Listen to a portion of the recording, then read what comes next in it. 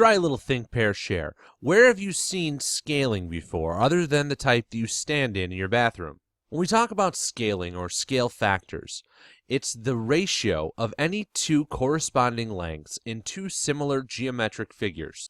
Similar figures are proportional, which means all of their corresponding sides can be calculated using proportions.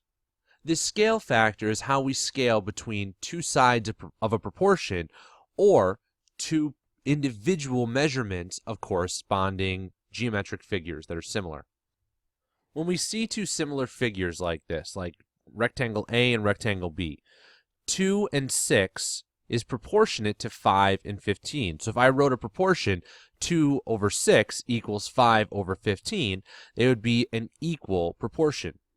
We can find the scale factor by looking at the whole proportion, or if we know that we have similar figures, or we know that the values are proportionate, we only need one set of corresponding figures, or corresponding measurements.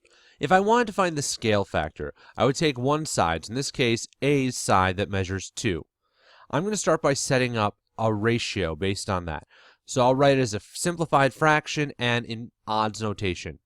So I have 2, its corresponding side on B is the side that measures 5.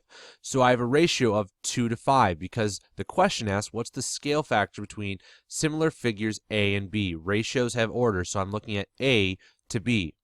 So A is 2, B is 5. So my scale factor is the ratio of these sides, 2 to 5. Since I know that these values are proportionate, I could use these two values to find my scale factor, or I could use the other two corresponding values. I see 6 and 15 are corresponding sides in these similar figures, so I could set up the the ratio of 6 to 15. When I simplify that down, divide out a common denominator, greatest common factor of 3, that's going to give me 2 over 5, which is the same exact scale factor I got. In the second example, we're looking at the ratio of A to B again. So we're going to look at corresponding sides. We have 3 different sides. I see that 4 and 12 are corresponding.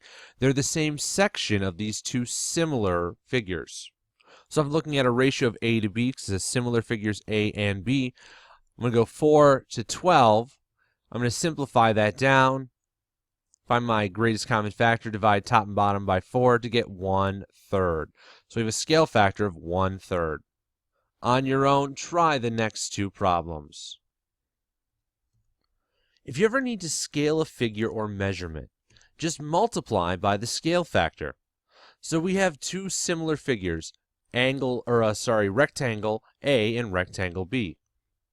We have the corresponding sides. One is given, one is unknown. We also know the scale factor is 3 to 4, or 3/4. In this case, A is 3/4 the size of B. In order to find that unknown side, I have to assume that that scale factor acts proportionately with corresponding sides. So I'm going to take 8, so because I'm multiplying a fraction, I want to turn that whole number into a fraction, times 3/4. 8 times 3 gives me 24. 1 times 4 gives me 4, and then I'm just going to simplify. So I can find my greatest common factor by using the mountain method if I need to. 4 is my greatest common factor. I get 6 to 1, so that means, or 6 over 1, so that means my unknown side there, x, equals 6. I'm going to do the same thing with the next example. I have my corresponding sides. One is known, one is unknown. These are similar figures that have a scale factor of 3 to 2. That means that B is 3 for every A's 2. So I can turn 3 to 2 as odds notation into a fraction and multiply it by my known value, my known corresponding side. 6 turns into 6 over 1 because I'm going to multiply by a fraction.